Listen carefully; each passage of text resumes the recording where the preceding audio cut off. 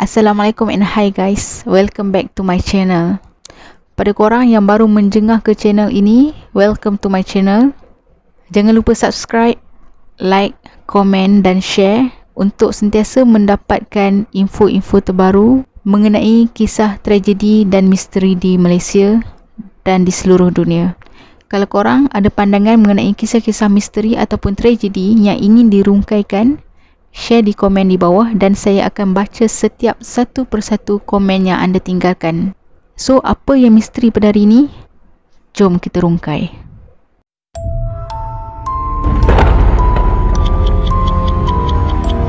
Sambil what's that? Nشوف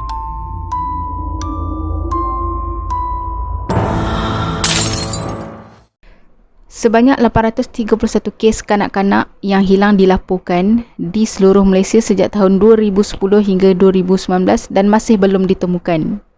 Johor mencatatkan kes tertinggi dengan 143 kes dan diikuti dengan negeri Selangor yang mencatatkan 140 kes kehilangan kanak-kanak. Kebanyakan kes kehilangan kanak-kanak ini dikaitkan dengan aktiviti jenayah daripada pihak yang tidak bertanggungjawab.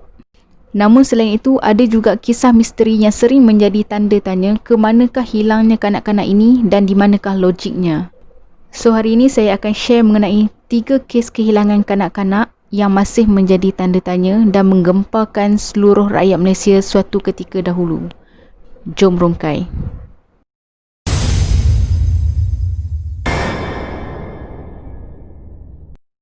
Pada tahun 1996, Tin Song Seng yang pada ketika itu baru berusia 7 tahun didapati hilang pada 15 Januari, yang mana pada ketika itu sesi awal persekolahan baru bermula selama 2 minggu.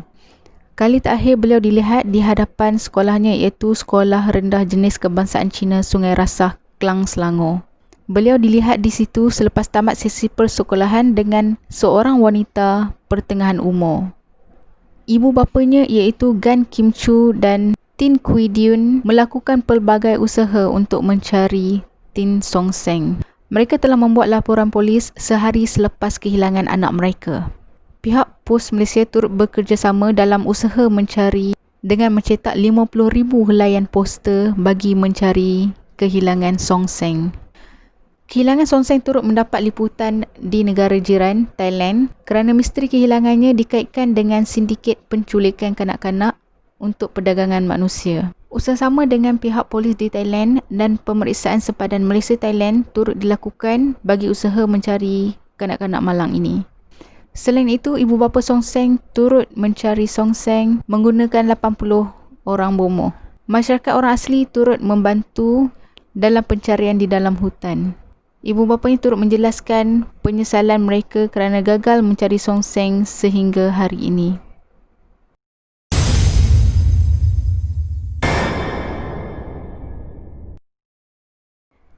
Kehilangan Zulaiha Muhammad yang pada ketika itu baru berusia 6 tahun telah menggemparkan seluruh rakyat Malaysia.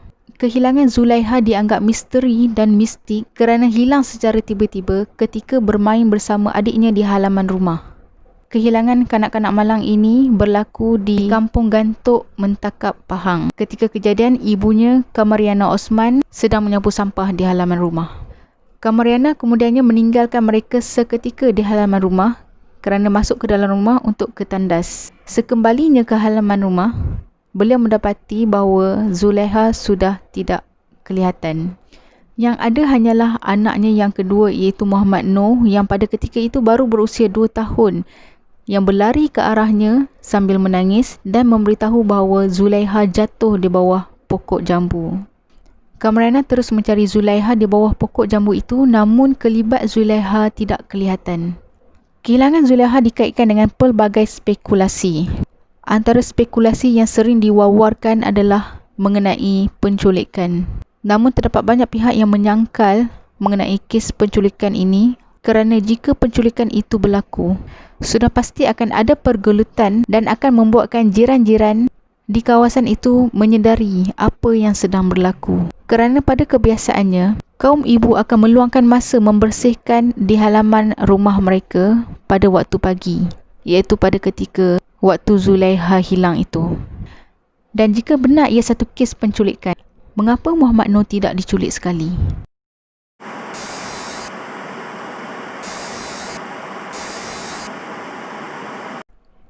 Selain itu, terdapat juga sangkaan yang mana Zulaiha telah pergi ke Sungai Semantan yang terletak 200 meter tidak jauh dari rumahnya dan dikhawatiri lemas. Namun begitu, keluarganya menyangkal kerana Zulaiha memerlukan 10 minit untuk sampai ke sungai itu. Tambahan pula, Zulaiha tidak pernah ke sungai itu berseorangan. Dan jika benar dia lemas di sungai, di manakah jasadnya?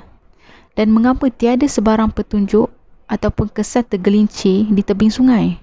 Semuanya menjadi tanda tanya baik kepada Zulaiha maupun masyarakat yang sering mengikuti kes kehilangan Zulaiha ini.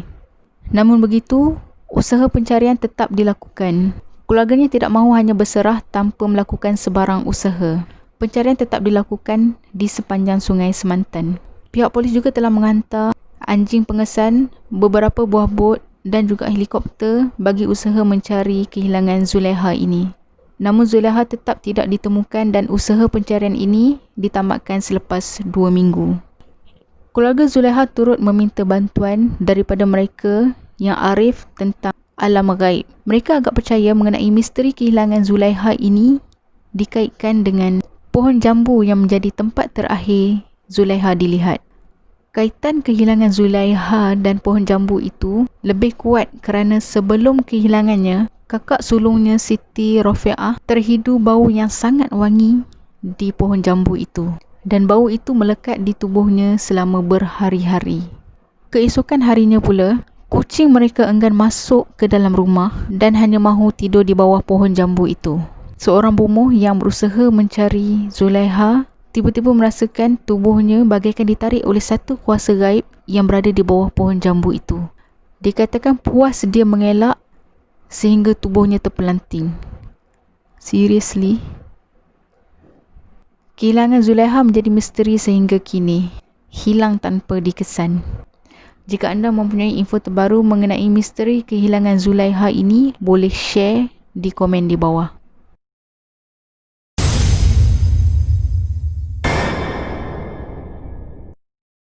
Pada 9 Januari 2008, kehilangan adik Syarlini amat menggempakan dan memberi kesan kepada seluruh rakyat Malaysia.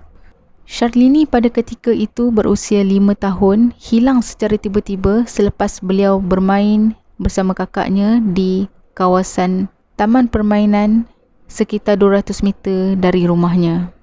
Kisah ini mendapat perhatian masyarakat kerana wujudnya watak lelaki kucing di dalam misteri kehilangan Syarlini ini. Lelaki tersebut dikatakan sering meminta bantuan kanak-kanak yang berada di sekitar kawasan itu untuk mencari kucingnya yang hilang.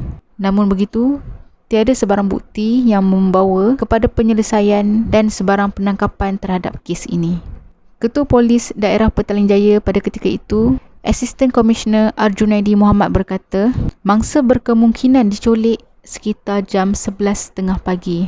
Ketika itu, mangsa sedang bermain bersama kakaknya Syarlina yang berusia 8 tahun di taman perumahan berdekatan dengan rumah mereka. Menurut beliau, ketika kehilangan Syarlini, beliau memakai t-shirt dan skirt berwarna biru dan juga selipar berwarna merah jambu. Pelbagai pihak dan orang perseorangan tampil memberi bantuan mencarinya. Namun sehingga kini, usaha tersebut masih belum membuahkan hasil. Semenjak hilang, pasukan polis telah melancarkan gerakan besar-besaran untuk mencari Syarlini, termasuk operasi dari rumah ke rumah dan premis ke premis di sekitar Lembah Kelang, terutamanya di daerah sekitar Petaling Jaya. Kehilangan Syarlini ini terus menjadi isu hangat dalam media tempatan selepas kes ini timbul ketika kes kehilangan Nurin Jazlin Jazimin masih hangat.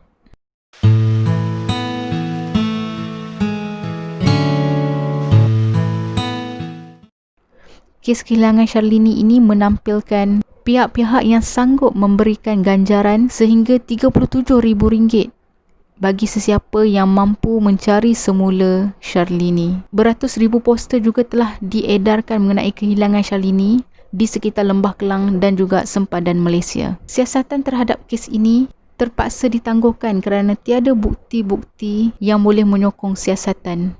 Apa yang lebih menyayat hati? Kedua ibu bapa Syarlini, Muhammad Nashar Hussein dan Suraya Ahmad, berharap bahawa anak mereka masih hidup sehingga hari ini. Kerisauan mereka juga bertambah apabila mengenangkan bahawa Syarlini mempunyai penyakit asma dan bergantung kepada ubat-ubatan. Pada tahun 2016, wartawan dari Harian Metro telah bertemu semula dengan ibu dan bapa Syarlini bagi mengenang kembali mengenai peristiwa kehilangan anak mereka. Ibu bapanya sering mengingatkan ibu bapa di luar sana agar sentiasa berhati-hati dengan apa jua bahaya yang ada. Bekas Perdana Menteri Malaysia, Tun Datuk Seri Haji Abdullah Ahmad Badawi, turut memberikan perhatian sepenuhnya mengenai misteri kehilangan Syarlini ini. Apa yang lebih menyayat hati, Ibu Syarlini terkilan kerana tidak sempat untuk menunaikan permintaan Syarlini yang menginginkan anak patung Barbie ketika hari jadinya selepas 21 hari kehilangannya. Rasa nak dia balik.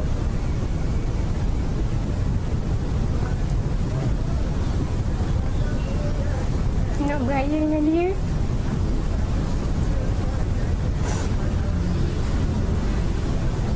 Harap dia pulang. Semoga Tuhan tunjukkan jalan yang baik untuk pulang ke pangkuan keluarga.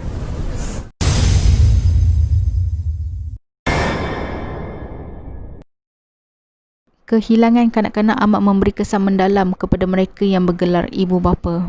Anda ditukar dengan emas dan permata, pilihlah anak kerana anak tiada nilainya. Tidak dinafikan juga kecekapan pihak polis telah menyelesaikan 97.6% kes kehilangan dan kes penculikan kanak-kanak ini. Hanya beberapa kes yang masih menjadi tanda tanya dan misteri selepas usaha keras telah dilakukan oleh pihak berkuasa. Pelbagai usaha juga telah dilakukan bagi menghentikan kes kehilangan kanak-kanak ini. Antara usaha yang dilakukan adalah dengan mewujudkan Nur Alert. Nur Alert ini merupakan satu sistem yang akan sentiasa dikemaskini oleh pihak PDRM, pihak polis diraja Malaysia mengenai setiap kes kehilangan kanak-kanak.